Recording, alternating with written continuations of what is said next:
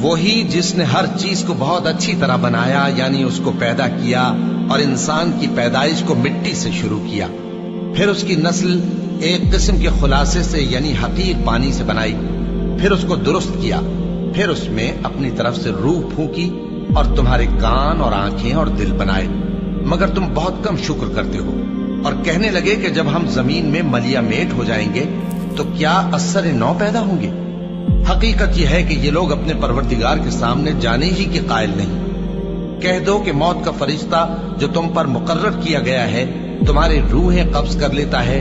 फिर तुम अपने परवरदिगार की तरफ लौटाए जाओगे और तुम ताज्जुब करो जब देखो कि गुनाहगार अपने परवरदिगार के सामने सर झुकाए होंगे और कहेंगे कि ऐ हमारे परवरदिगार,